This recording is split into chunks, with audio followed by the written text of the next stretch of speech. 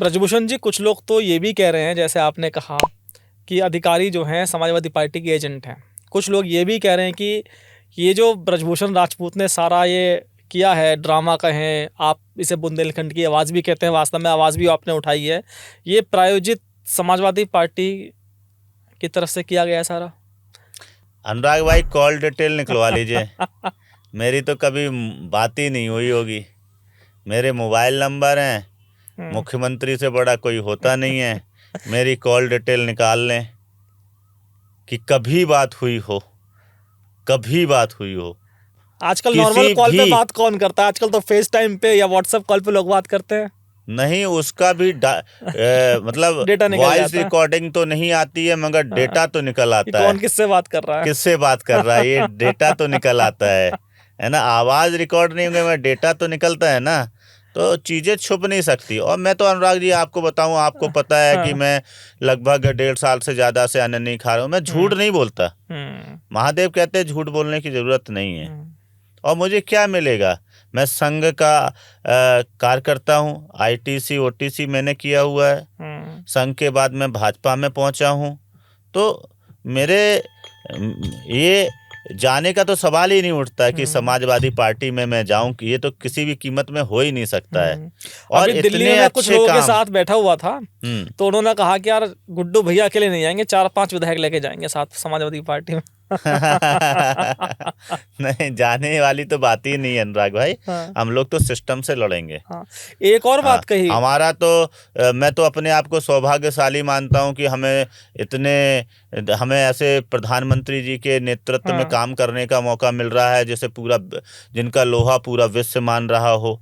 ऐसे नेतृत्व के सानिध्य में मुझे देश की सेवा करने का, काम करने का मौका मिल रहा है। ये तो मेरे लिए बहुत ही सौभाग्य की बात है। मैं तो कभी ऐसे नेतृत्व को नहीं छोड़ सकता। कुछ लोगों ने ये भी कहा कि जब हम ब्रजभूषण जी से बात करते थे समाजवादी पार्टी के बारे में या अखिलेश जी के बारे में, तो या तो आप अखिलेश जी को अखिलेश जी कहते थे या अखिलेश यादव कहते थे, लेकिन आजकल आपने अखिलेश भैया कहना शुरू कर दिया है। नहीं, ठीक है, बड़े हैं। अखिलेश जी भी कहते हैं, कभी अखिलेश भैया भी कह देते हैं। बड़े हैं, सम्मान करना चाहिए।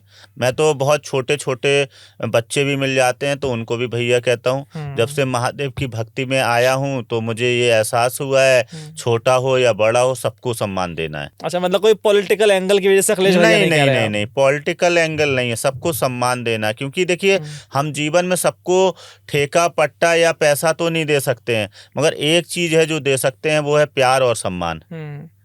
ये सबसे बड़ी दौलत है महादेव की, कि आप अगर जिंदगी में किसी से मिलिए, उसको अगर प्यार से बुलाएंगे, जी आप भैया लगा देंगे, तो उसकी छाती चौड़ी हो जाएगी।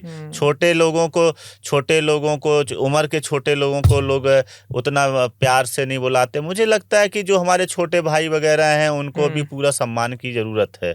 उनका भी दिल है, उनका भी मान सम्मान है। हम जितना अपने छोटों का मान सम्मान बढ़ाएंगे, हमारे छोटे हमारा उतना मान सम्मान बढ़ाएंगे। तो ऐसा भाव मेरे अंदर आया महादेव की पूजा करते करते। और गरीब आदमी, जो हमारे देश का गरीब तत्व का व्यक्ति है, जब हम लोग चुनाव लड़ते हैं तो वो हम लोगों को माला से लाद देते हैं। तो मुझे लगता है उनके सम्मान में, उनको जितना हम लोग आदर सम्मान प्यार अगर देंगे, तो वो अपने आप को जितना अच्छा महसूस फील करेगा, जितना ताकतवर महसूस करेगा कि हमारा ये विधायक नहीं है, ये हमारा बेटा है, ये भाई है, हमें कितना हमारे बेटे से भी बढ़ के हमें सम्मान देता है। जब कोई ऊंचे पद वाला, मैंने मोदी जी से ये सीखा, मैंने देखा मोदी जी क्यों करते होंगे। कभी कभी सोचता था कि मोदी जी ये सफाई कर्मचारी के पैर क्यों धो रहे हैं, ये झाड़ू वाले की झाड़ू क्यों लगा रहे हैं, जब हम तनख्वाहें दे रहे हैं तो झाड़ू लगाने की ज़रूरत क्या है। तो मगर इसके पीछे मोदी जी का एक जो सोच मुझे समझ में आया कि जो देश का सबसे गरीब व्यक्ति है, अछूत व्यक्ति है, अगर अछूत को हम सम्मान दे देंगे तो देश के अंदर से जो छुआछूत है वो ख़त्म हो जाएगा। और जब नीचे जो हमारी रीढ़ की हड्डी है, जो भाई सफाई करने वाले अगर सफाई नहीं करेंगे तो चारों तरफ गंदगी दिखाई देगी, तो क्या हम लोग रह पाएंगे गंदगी में? तो वो हमारी बड़ी ताकत है। और मोदी जी का जब हमने ये सोच को समझा तो मैं बहुत प्रभावित हुआ। मैंने कई चीजें माननीय प्रधानमंत्री जी से सीखी और उसे अपने जीवन में अपनाया। योगी जी से क्या सीखा आपने? ताकत से लड़ना, अच्छा। ताकत से लड़ना, जैसा कि आप लोग देख रहे हैं। मतलब आपने जो ये सत्यदेव सिंह जी को रोका, काफिला रोका, तो ये आपने योगी जी से सीखा आपने कि कैसे ताकत से लड़ा जाता ताकत से लड़ना चाहिए, भिड़ना चाहिए। मैं वैसे आपको अनुराग भाई बताऊं, मैं बाला साहब ठाकरे जी का अनुयायी हूँ।